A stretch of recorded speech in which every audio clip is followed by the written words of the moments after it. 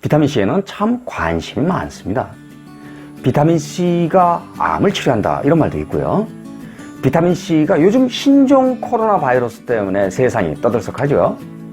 그런데 비타민C가 이런 바이러스도 퇴치할 수 있다. 뭐 그런 말이 떠돌고 있습니다. 과연 비타민C가 우리 몸에 중요한 영양소이긴 하지만 정말 암을 퇴치하고 바이러스를 물리칠 만큼 그런 능력이 있을까요? 궁금하시면 계속 봐주세요. 비타민C의 작용 중에 잘 알려져 있는 것이 항산화제죠. 그래서 항산화제 원리부터 한번 설명해 보기로 하겠습니다. 활성산소가 우리 몸에서 생기는데 이 활성산소라고 하는 것이 다른 세포 내에 있는 물질들을 막 산화시키는 거예요. 자, 그러면 항산화제인 비타민C가 활성산소를 만나면 자기가 먼저 활성산소하고 반응을 해서 산화하는 겁니다. 자기 한 몸 던져 희생하는 거죠. 여기서 활성산소라고 하는 게 도대체 어떤 것인지 좀 생각을 해보면 활성산소라고 하는 것의 종류는 보통 세 가지를 얘기합니다. 과산화수소, 초과산화 음이온, 수산화 라디칼 이렇게. 그런데 이것들이 굉장히 반응성이 커서 그 중에 가장 강력한 녀석은 물론 수산화 라디칼입니다. 자, 그런데 이런 것들이 보통 세포 내에 있는 물질들하고 반응을 막 하거든요. 세포 내에 있는 다른 물질들을 막 산화시켜 버립니다. 자, 그것을 비타민C가 막는 것이죠.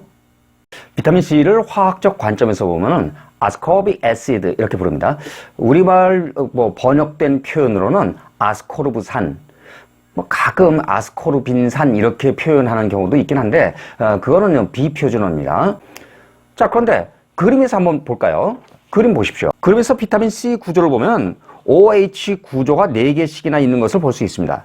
술의 주성분이 에탄올인데 에탄올이 물에 잘 녹는 것은 분자 구조에서 CH3CH2OH 이렇게 OH 구조가 있기 때문인데 비타민C는 OH 구조를 많이 가진 분자라서 물에 잘 녹습니다. 그런데 이 중에서 산으로 작용하는 OH는 주로 그림에서 나에 들어있는 OH입니다. 여러분들 거기 이제 그림에서 보면은 가나, 다라 이렇게 4개가 표시되어 있죠. 그 중에 나 위치, 여기가 산으로 작용하는 OH입니다. 비타민C가 수소이온 H+죠. 요거 내놓으면 아스코베이트라고 부르는데 이렇게 되면 산소가 음연으로 됩니다. 자, 여기서 어떤 것이 더 안정한가 이런 거 얘기를 좀 해봐야 되겠습니다. 여러분들 그 바닷가에서 해변에 백사장 여기 모래를 쌓는다 한번 생각해 보세요. 모래를 쌓을 때 높직하게 똑같은 양의 그 모래를 가지고 높직하게 쌓은 거하고 펑퍼짐하게 쌓은 거하고 어느 게 더 안정할까요? 그림에서 여러분은 왼쪽보다 오른쪽이 더 안정할 것임을 알 수 있죠. 같은 양의 모래로 왼쪽 A는 모래가 어느 한쪽에 집중되어 높직하지만 같은 모래로 오른쪽 B는 낮게 골고루 퍼져 있기 때문이죠. 그와 마찬가지로 전하도 양전하든 음전하든 관계없이 전하가 골고루 퍼져 있을 가능성이 클수록 더 안정합니다. 그 때문에 비타민C는 가의 수소이온이 떨어지면 산소 음전하가 2곳에 분포할 수 있지만 나의 수소이온이 떨어지면 산소 음전하가 3곳에 분포할 수 있기 때문에 나에서 수소이온이 떨어져 나가는 것이 더 안정한 이온을 만들 수 있습니다.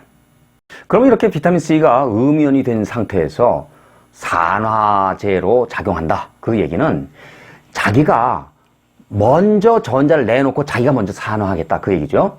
활성산소가 많이 생겼다. 그럼 이 활성산소 내버려 두면은 이 녀석이 주변의 세포를 손상시키면서 막 산화시켜서 이 세포 손상을 초래할 가능성이 크거든요.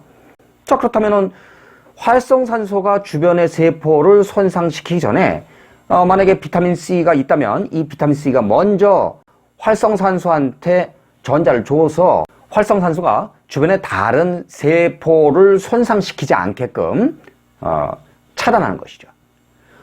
비타민C가 자기가 솔선해서 먼저 산화하겠다 그 얘기입니다.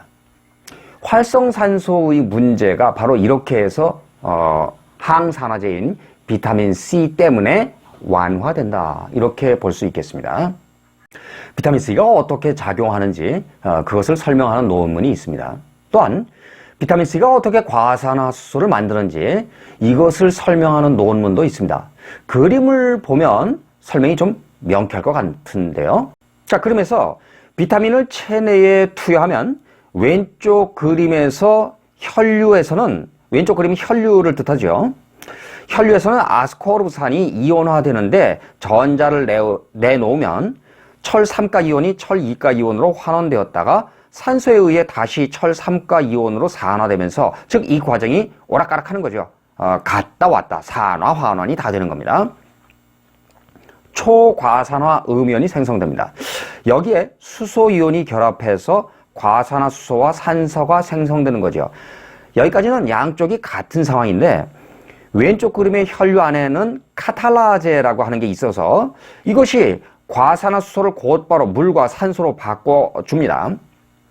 그런데 세포 외의 기질에서는 비타민 C가 만들어낸 과산화수소가 그림처럼 남게 됩니다. 암세포에서는 이 과산화수소가 수산화 라디칼로 전환되면서 암세포를 파괴하는 효과가 생긴다는 것은 전에 영상에서 소개한 바 있으니까 참고하십시오. 어떤 작용에 대한 설명이 과학적으로 명백히 인정받으려면 100이면 100, 다 이게 만족해야 됩니다. 그런데 예를 들어서 실험을 해봤더니 이게 일부에서는 만족되는데 일부에서는 좀 그 작용이 미지수다 이런 경우에는 그 효과를 인정받지 못할 수도 있거든요. 상당히 보수적으로 평가하는 코크란이라고 하는 집단이 있어요. 자, 그것은 비타민 C를 비롯한 항산화제가 암을 예방하는 그 증거가 확신할 정도까지는 아니다. 아직까지는 좀 미진하다 이렇게 판단하는 거겠죠. 평소 비타민 C를 복용하는 경우 감기를 예방한다. 여기에 대해서는 증거가 불충분하다. 확신할 수 없다. 이렇게 평가를 하고 있습니다. 다만 평소에 비타민 C를 이렇게 계속 복용하는 사람에 대해서는 예를 들어서 감기 가지고 한 일주일 고생한다 할 것 같으면 그거를 한 3, 4일 고생만 하는 정도로 이렇게 고생하는 기간 요거를 줄일 수 있다. 그것만은 확실하다. 이렇게 평가를 하고 있습니다. 평소 비타민 C를 복용하고 있으면 감기 예방까지는 아니더라도 적어도 감기 때문에 고생하는 그 기간 그것만은 단축시킬 수 있다. 이것 확실하다. 이렇게 생각하시면 되겠습니다. 비타민 C에 대해서 여러분들한테 꼭 전달해야 할 내용 제가 여기저기 분석을 하고 그러다 보니까 그게 떠올랐습니다. 그게 뭐냐? 바로 비타민 C가 몸 안에서 만약에 분해가 된다면 수용성이니까 녹아서 소변으로 배출되는 경우도 많이 있죠. 그런데 이게 몸 안에서 분해가 된다면 최종 산물이 옥살산입니다. 자, 평소 건강관리상 이 비타민을 많이 복용하시는 이런 분들은 요거 신경 좀 써야 되겠습니다. 왜 그러냐? 이 옥살산이요. 그 자체도 약간 독성이 있긴 하지만 이 녀석이 문제를 일으키는 게 바로 신장결석입니다. 옥살산과 칼슘, 철 이런 이온하고 결합을 하면은요 물에 잘 녹지 않는 그런 결정이 생겨가지고 그거에 신장결석을 유발합니다. 자, 그러니 이거 신경 좀 써야 되겠죠. 또한 통풍, 류마티스, 신장질환이 있는 사람들은 요거 신경 좀 많이 쓰셔야 되겠습니다. 옥살산, 칼슘 이런 형태로 주로 신장결석이 생기거든요. 그러니까 신경 좀 쓰셔야죠. 그리고 옥살산이 많이 들어있는 이런 그 음식을 몇 가지 좀 소개해 드리면 이거는 굉장히 많은 몇백 밀리그램 이런 식으로 그런 경우인데요. 파슬리, 비트, 시금치, 케일, 코코아가루 이런 것들입니다. 자, 그런 관련된 질병이 있거나 그런 분들은 조금 신경 좀 쓰셔야 되겠습니다. 자, 이러한 내용들은 댓글하고 커뮤니티에 링크를 걸어두겠습니다. 개인적으로 추천하는 양은 너무 많이 평소에 건강한 분들은 너무 많이 치료를 위해서 이제 메가도스 하는 분들을 빼놓고요.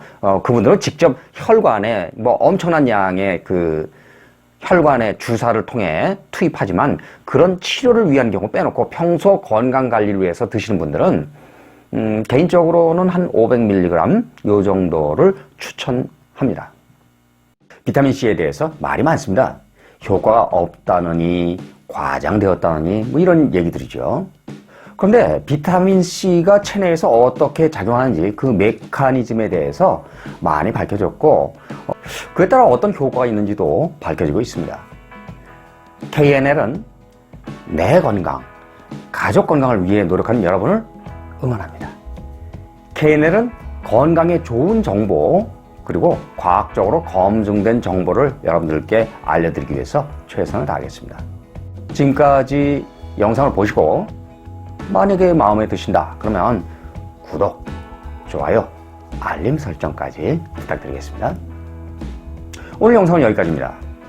끝까지 시청해 주셔서 감사합니다. 다음 시간에는 더욱더 건강하고 행복한 모습으로 만나 뵙기를 희망합니다. 여러분들 수고하셨습니다. 다음 시간에 또 뵙겠습니다.